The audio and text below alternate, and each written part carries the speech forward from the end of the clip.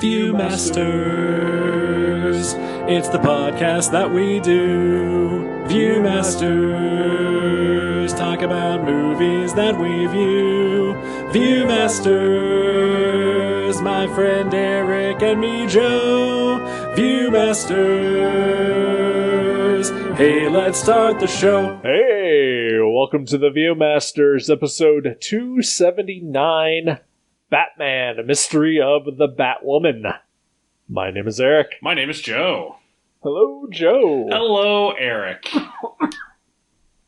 How are you, sir? Are you okay? I am not. I am choking on my words. Oh, no. Well, that's what happens when someone makes you eat your words. That is true. That happens every day. I am doing okay. That's all we can hope for in this world. Yeah. How are you doing, choking aside? Yeah, I'm doing fine. All right. Had some water, so, I'm hopefully going to live through this. I hope so. It would be a real stupid way to die doing a podcast. Right? Would it be the first person who died in the middle of doing a podcast? I don't know. Yeah, I don't know. It's still a young medium, so... It's true. It's true. Conan O'Brien only invented it like 2 years ago, so... That's true. Yeah. And also, somebody dying on a podcast, easily editable. That's true. It's true. It's not exactly like somebody dying on stage during a live performance. Right. Imagine just being like, fuck it, I'm going to release the episode including the death. It's like the Grizzly Man podcast. You listen to it and you hear someone die. That's the only way they'll ever release that audio is as a podcast. Oh, boy. Yeah, I'm in a real dark place. That's fine. You have plenty of reason to be. Oh, boy. Not because of this movie. Sure. Well, I mean, though it is about a dark night. That's true. We did, of course, watch The Dark Knight. Yeah, right. All 39 hours of it. Right. Christopher Nolan at his drudgiest. You know what? Why so serious, Eric? Oh, because it's a dark and depressing world. That's right. That's true. Let's put a smile on that face. Hey, there we go. We are returning to old ground. Kinda. Yes, we are. It is sort of a reunion-ish, I guess. This is a crossover episode with the long gone podcast League Night. Oh, rest in power, League Night. Hosted by Joe and Eric. Yes. Not to be confused with Tim and Eric. Right. Oh, God, no.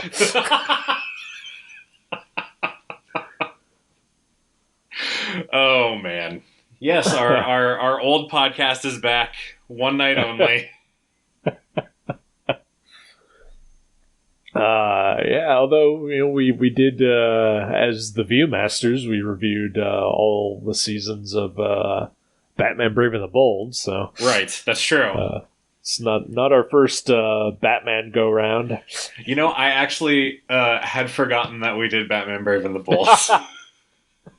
So I was talking with one of the beat writers last week, and she was trying to think of people who have been in the Marvel universe, or actors or actresses or whatever, who've been in the MCU, the DC TV shows, and Doctor Who.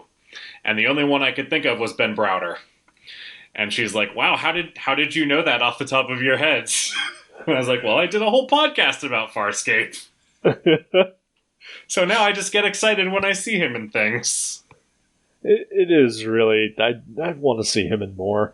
He's so great. Yeah. I don't know if you saw the thing floating around on Twitter this past week about Claudia Black. No. So I guess there was an article that came out in the past week or so about one of the sci-fi Dune miniseries. Okay. And James McAvoy was in it. What? Like before he was James McAvoy. I would assume so. As soon as he becomes James McAvoy, he stops doing that shit. Sure. And so I guess Claudia Black and Ben Browder were invited to like the premiere of the first part of the miniseries or whatever. Like they had like a big to-do kind of thing. And they both said that like they were just enthralled like with this kid on the screen. And then like when the movie was over, they left and they saw him just like standing out in like the lobby.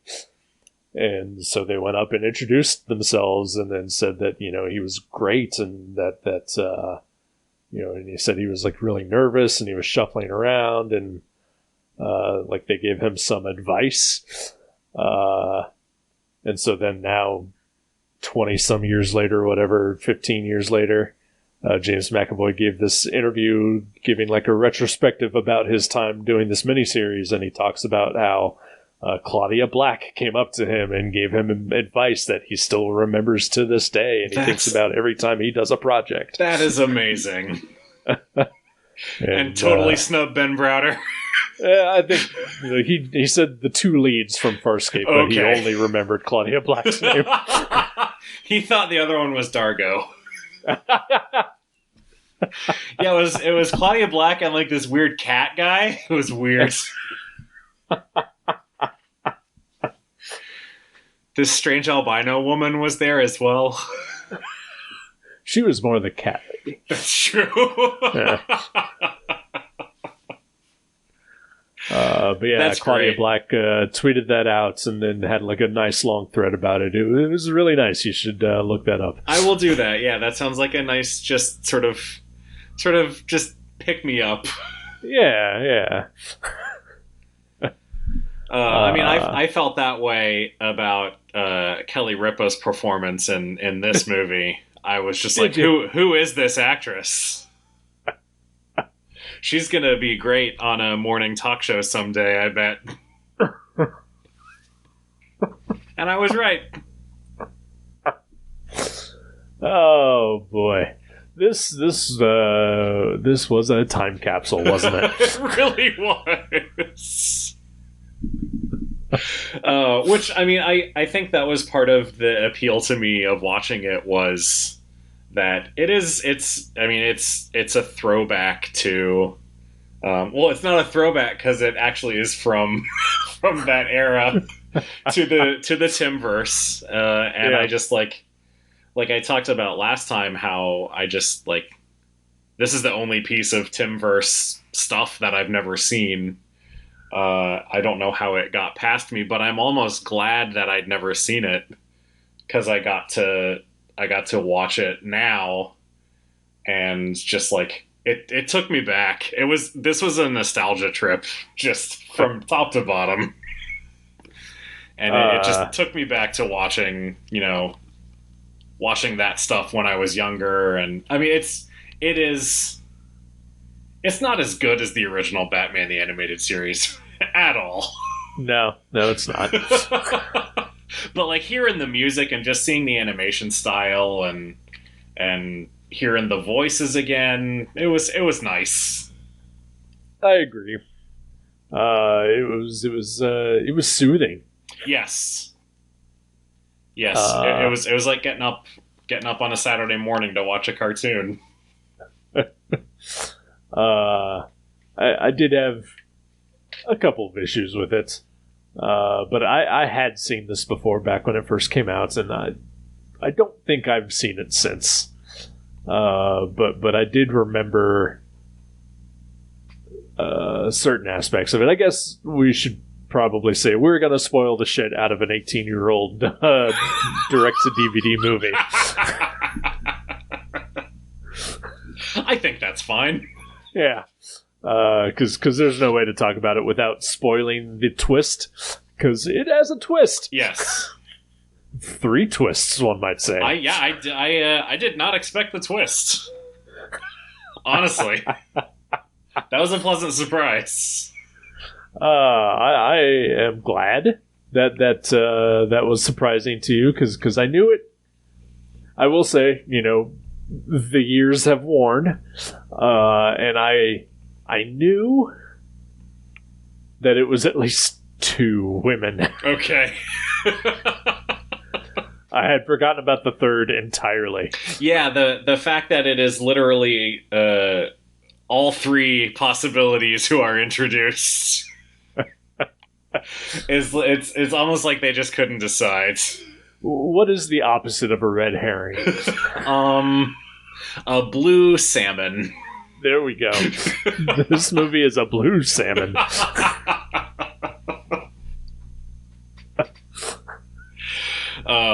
Yeah, I thought I thought that Kathy Duquesne was the obvious, like at first when she was introduced, I was like, oh, so it's gonna be her, obviously, because her name is Kathy Duquesne, right? And then when it was like, they sort of rule her out as a suspect, I was like, okay, all right, all right, fair enough. But nope, it was her and everyone else.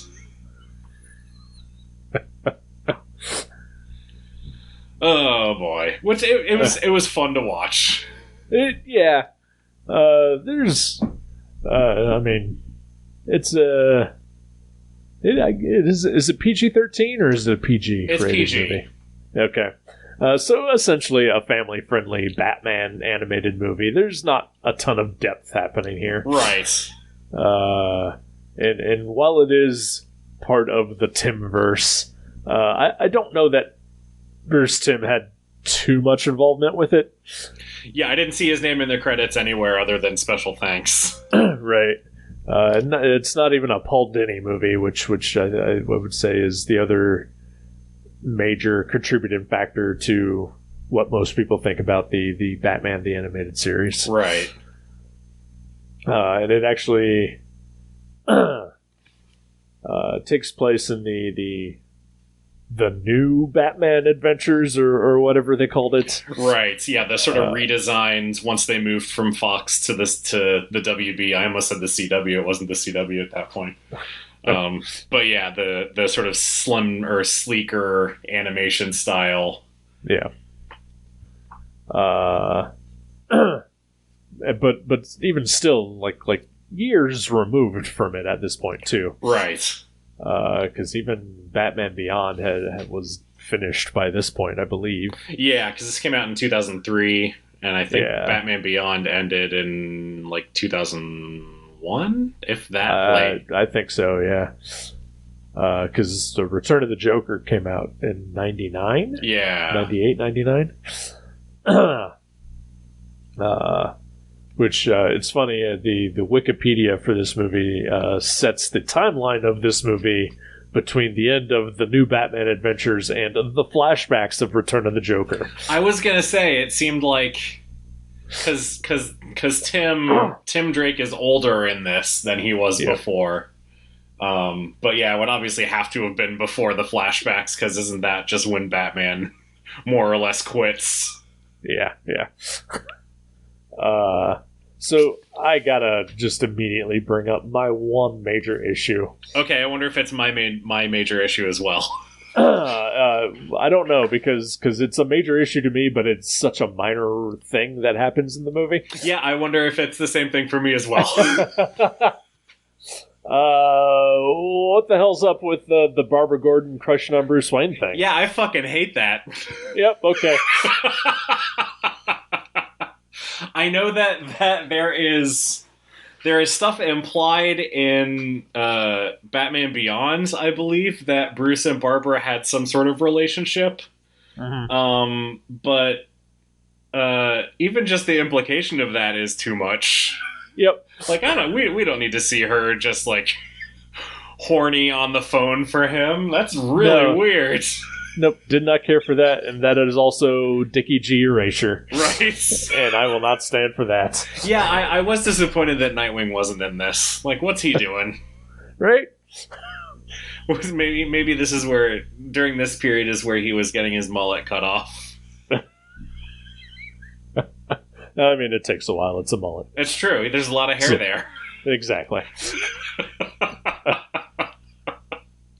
Yeah, that whole sequence, both what she was saying on the phone and then, like, Tim and Alfred just watching Bruce squirm, right, and enjoying it so much. Yeah, none of that was nope, no thank you. Yeah.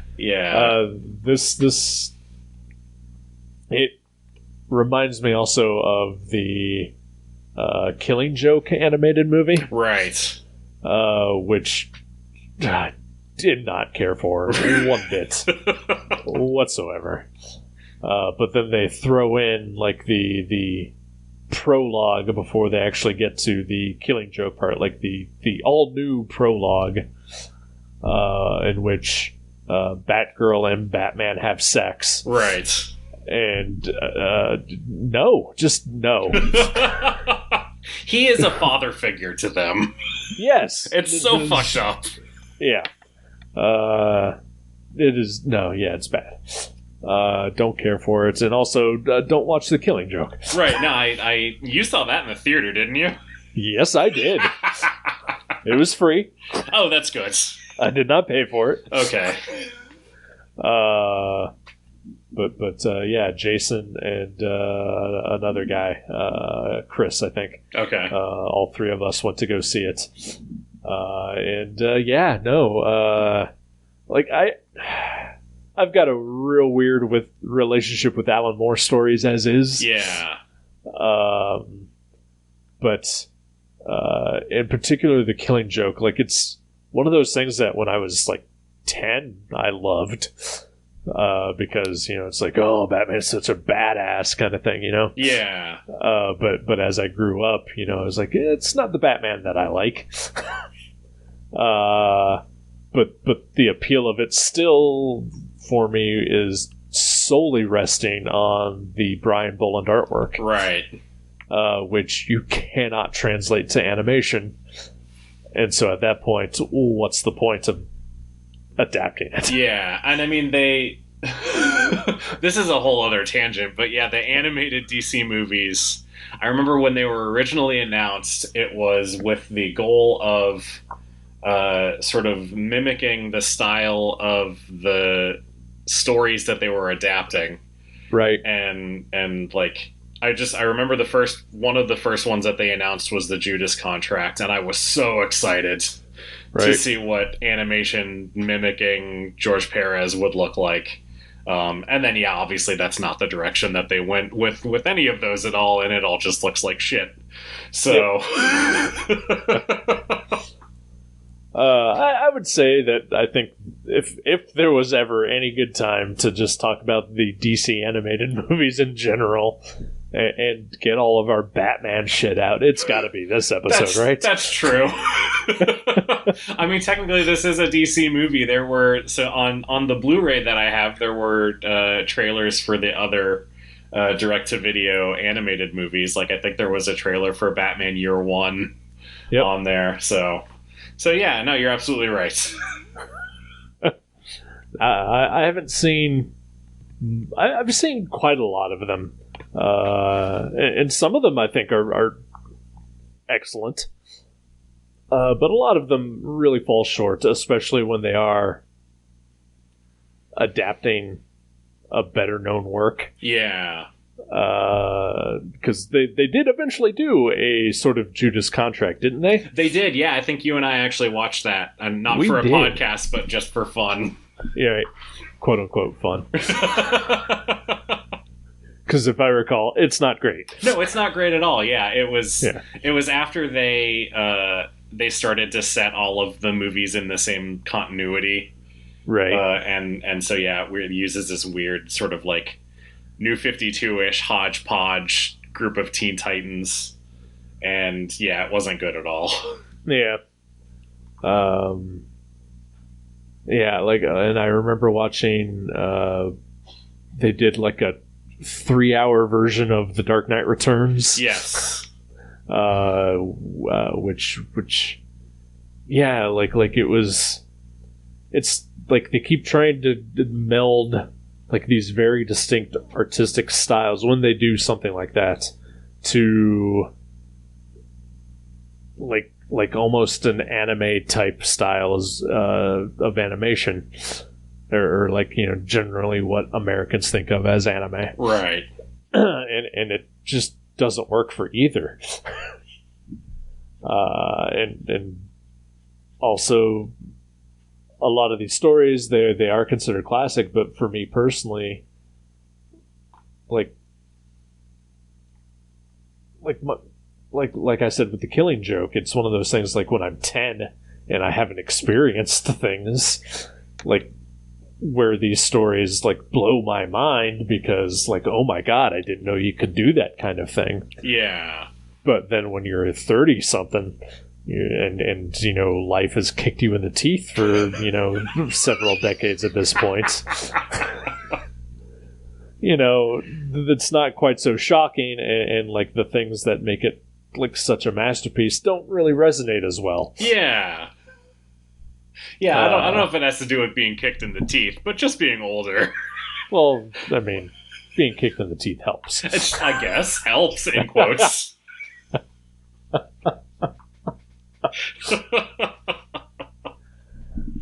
But, you know, even though you forgot that we ever did it, you know, us watching Batman Brave and the Bold, you know, that is probably as close to like the pure version of Batman that I enjoy. And then, you know, that's not to slag on the Bruce Timm version either, because that's equally as great. Right. Because it distills like all the good parts of Batman into just a sleek, you know, well done series. Yeah. But, you know, I also like a little more fun and pop and light bounce in my Batman. Yeah. I was glad to see Robin in this. Me too. Yeah, just, I mean, you know, I'm on record as a fan of just a sort of classic style Batman and Robin story, and that felt very much like what we got here, which was really nice. I am 100% on board with you. Like the recent, now canceled Batman Superman book, where like the last 6 or 7 issues or so were written by Gene, I don't know his name. Gene Luen Yang. Yeah, there we go. I gotcha. Which featured like alternate versions of Batman and Superman, as if they were from like the 40s. And just in those comics, seeing super classic Batman and Robin team-ups where Robin was like an integral part, just brought me so much joy to read. Yeah, I really enjoyed that run as well. And it's something that I don't know why they don't do that more. Yeah, it seems like such a simple thing to do, right? But I don't know. I mean, the characters have, you know, and I'm not saying like I assume if they did something like that, it would be outside of the quote unquote main DC universe. But just having stories like that available on a regular basis, with modern sensibilities like the Batman Superman run were done, would be really nice. Yeah, and like partially I get, you know, I mean, Robin is an ongoing concern of his own, you know, and Damian, the I guess the current Robin, even though he's not wearing a traditional Robin costume or hanging out with Batman. You know, he's got his own book, but you know, Tim Drake is still around. I think he's actually called Robin again. Yeah, I think he goes back and forth between Robin and Red Robin. Yeah. Yum. Sorry, every time. That's all I think of. It is nice to have a Robin who has his own theme song, though.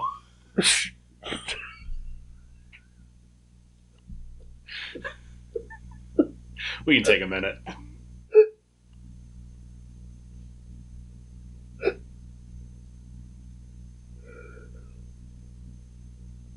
You alright? No. Friends, I've broken Eric. Oh, crap. Holy shit. I did not expect that to get me that hard. I didn't either, actually. Oh, boy. Anywho. Yeah, what were we talking about? Batman and Robin. Batman and Robin, yeah. Yeah, we're both outspoken dynamic duo fans, I think. Yeah. So yeah, it is nice that not only is Robin in this, but he does play an active role throughout, and it's a pleasure to see. Especially, you know what, I like little kid Robin. Me too. Yeah, I mean he's not as little here. Like I said, he is a little bit older. It looks like than he was before, but yeah, he's still, you know, he's not preteen. Yeah, he's not an adult Robin. Yeah. When Batman the Animated Series first started and they introduced Robin, he was Dick Grayson and he was in college. And he had college things going on. Right. So he only appeared every once in a while, which was fine. But you know, I enjoyed when Tim Drake became a part of the show in the New Adventures. Yeah. Just a different dynamic between the characters. Yeah. And also, I mean, it's a different version of Tim Drake, but Tim Drake is still my favorite Robin. Right, yeah. I mean, it's Jason Todd Tim Drake. Yeah. It's Jason Todd with all the Jason Todd bullshit toned down. Yeah. Oh, Jason Todd. I wonder when they're going to adapt Three Jokers, the definitive Jason Todd story. Where we finally meet Jason Todd's worst enemy. Poor quality Scotch tape.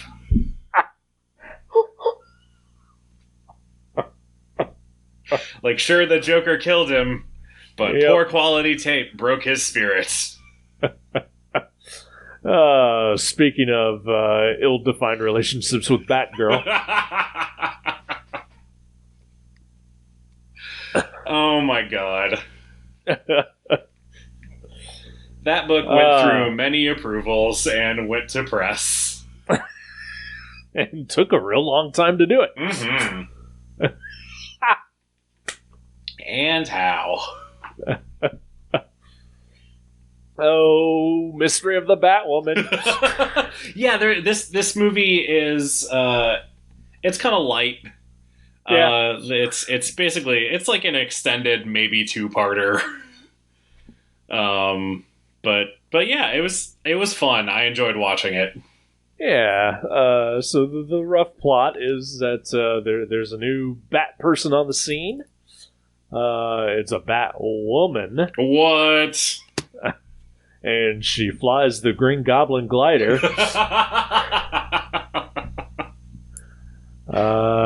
And also apparently does not give a crap if she kills somebody in the process of exacting justice, which has gets a real bug up Batman's butt. Right. He's gonna ruin her reputation, or she's gonna ruin his reputation rather. Right. Yeah.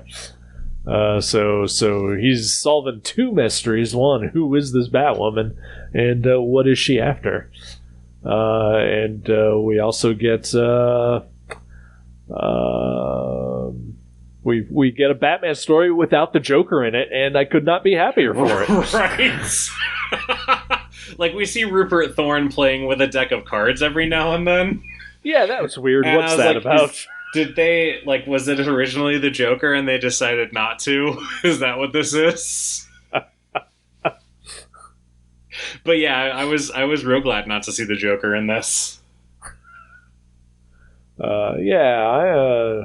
Although, so the Penguin is sort of the main villain, I guess. Him and Rupert Thorne. And whoever they got to voice the Penguin in this was real weird. You know who it was? I do, but I've totally forgotten by now. David Ogden Stiers. That's right. Martian Manhunter himself.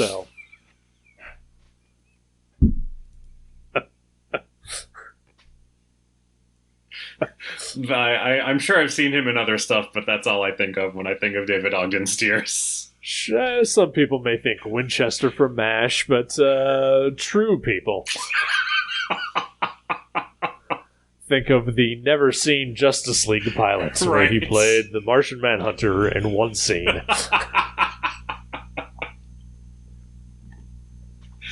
Oh, man. I am broken.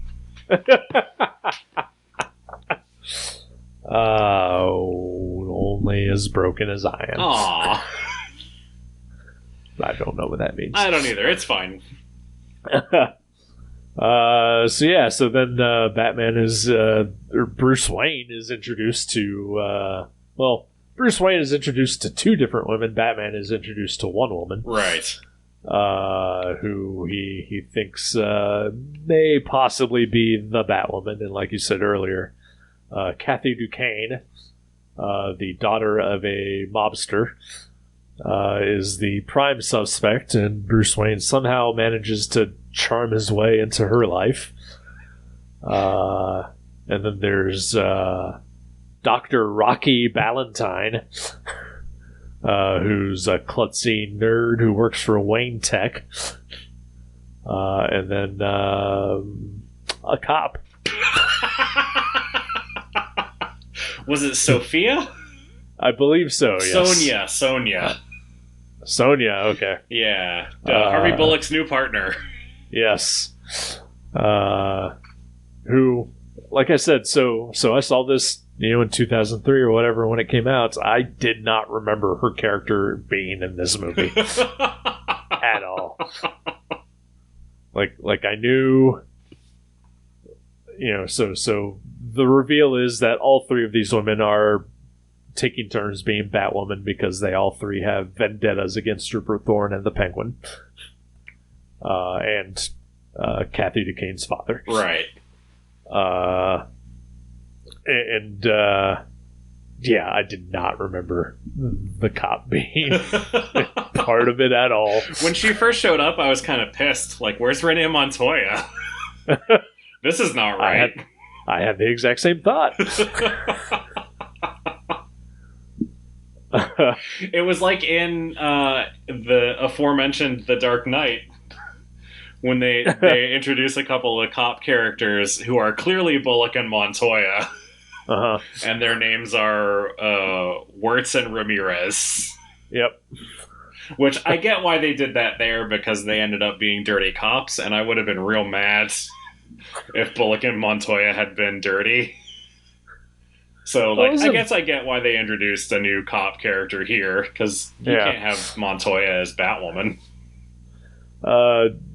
Going back to just the DC animated movies, didn't they put out the Gotham Knights anthology? Yes. And there was a story in there that I think deliberately introduced Montoya. Yeah, I think Montoya and Chris Allen from I think Greg Rucka may even have written that story, if I remember right. Okay. But I remember them saying oh yeah, they didn't put Montoya in the movie because she's going to play a part in this animated anthology or something like that. Right. Or whatever bullshit excuse they made up. It's fine. Yeah. Also, isn't Harvey Bullock, didn't he get introduced as a dirty cop anyway? Yes, I believe he did, actually. I think he worked for Rupert Thorne, if I remember correctly. Before realizing that Jim Gordon is actually a good man and he doesn't want to be a piece of shit anymore. Good for Bullock. Yeah. But yeah, so something about this movie, talking stuff happening. And... Yeah, I mean, I feel like we've covered it. Bane shows up after the crooks decide that Kathy Duquesne is Batwoman. They basically kick her father out of the gang and recruit Bane instead. So I guess her father was the muscle of the group. Right. And yeah, major upgrade with getting Bane. I mean, that guy's jacked. And he's worked for Rupert Thorne before, so it makes sense. There you go. Yeah. But yeah, no, I was just really glad that it's not a Joker story. Yeah. Because most tend to just go that direction. So seeing the Penguin was nice. Yeah. And Bane, too, even, you know. Not a huge Bane fan, but I was a little concerned when I suspected that it was Kathy Duquesne, that it was just going to be a straight Mask of the Phantasm ripoff. But so I'm glad they went in a different direction. I mean, there are still sort of elements of it a little bit, but yeah, it wasn't exactly the same story. Right. So. You know, I brought up the major issue that was, you know, it's honestly just a minor issue, but it's my fucked. My real major issue actually comes at the end of this movie. Okay. And how everyone just gets off scot-free and, you know, everybody gets a happy ending. Right. I feel like, you know, after all the chaos that these three women cause as Batwoman,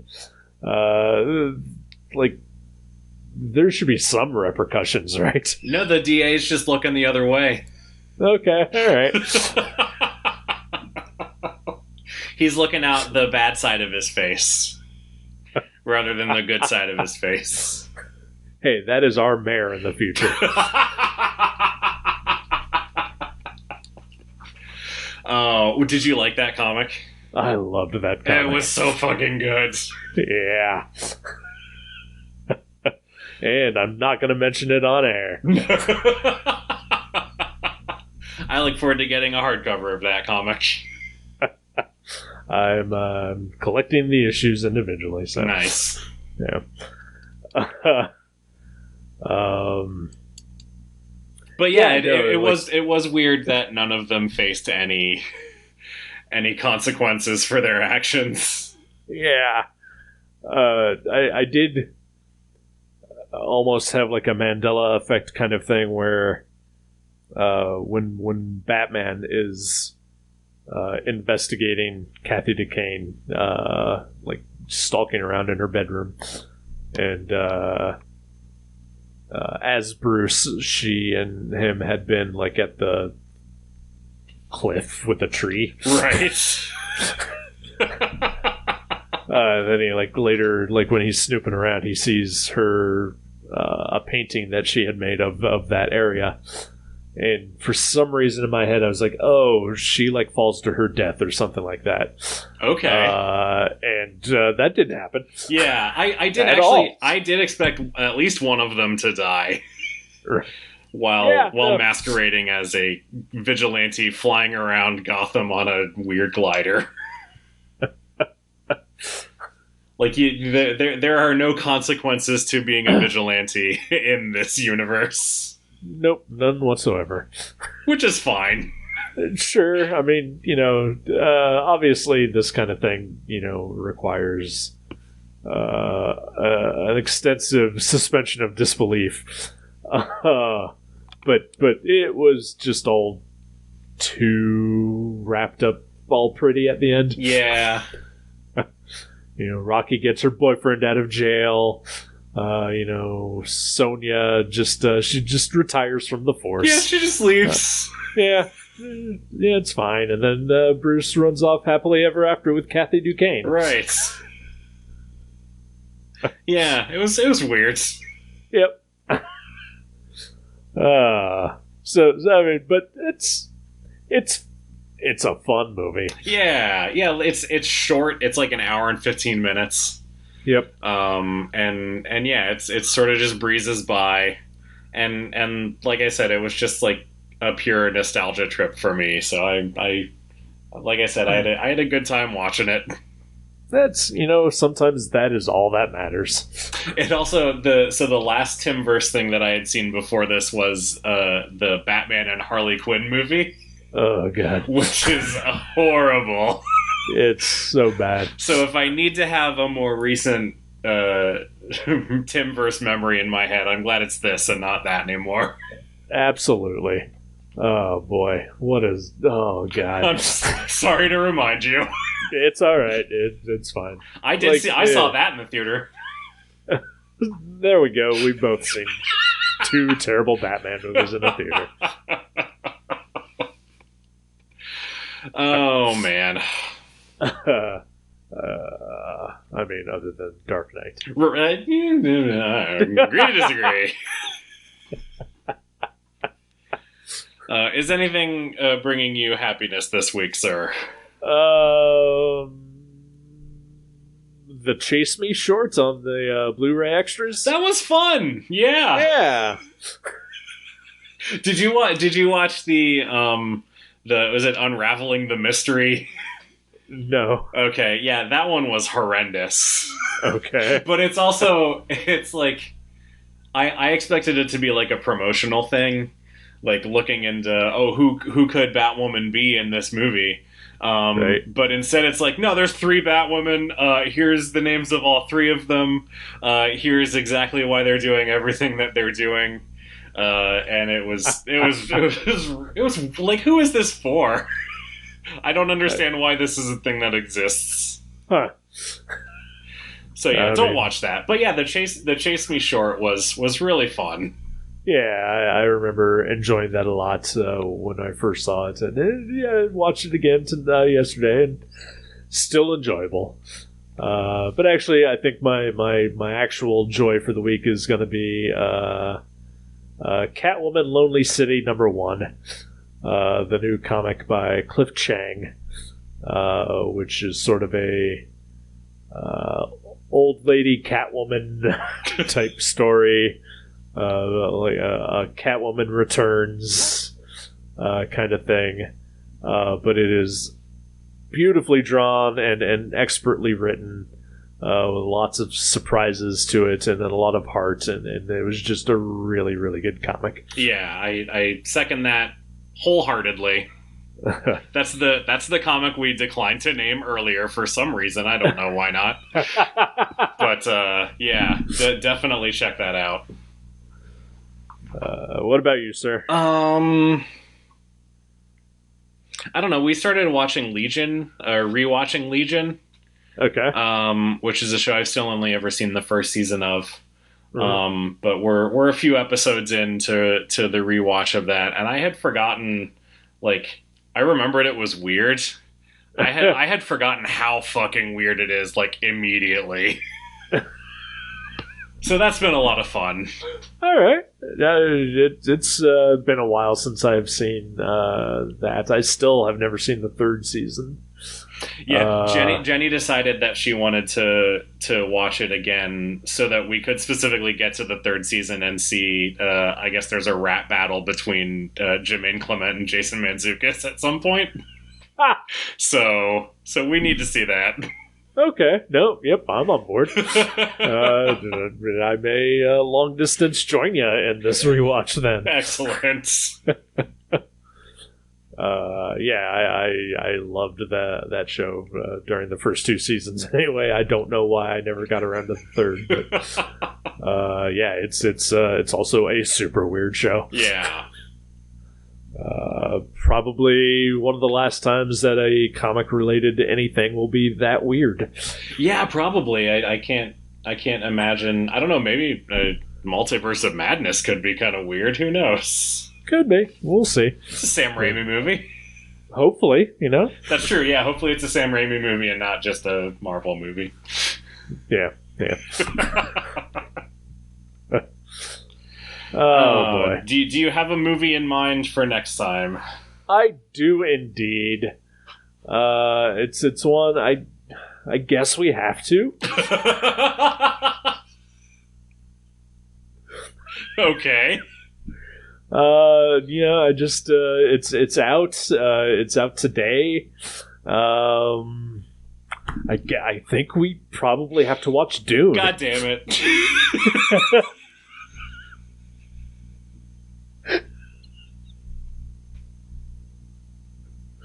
No, that's fine. Okay. I don't know what my thing is about Dune. I don't know. Maybe I should save this for next time. Okay. All right. Well, watch the movie.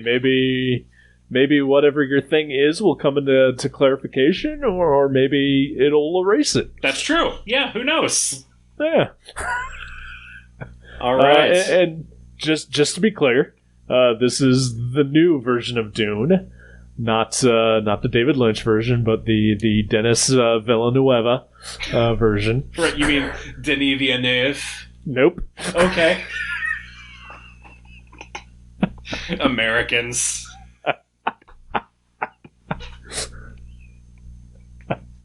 You did just... well, never mind. I'll save it for next time. What? You did just recently rewatch the David Lynch version, didn't you?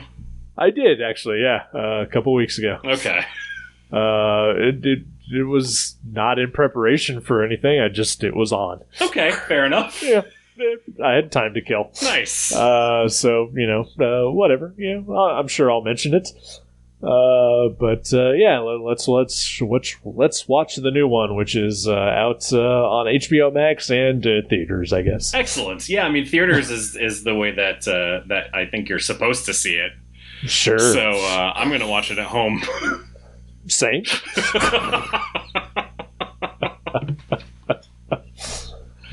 All right, Dune. Or Dunk. As the poster would have you believe. Looking forward to dunking on that next week. Excellent. We'll talk to you then. Goodbye.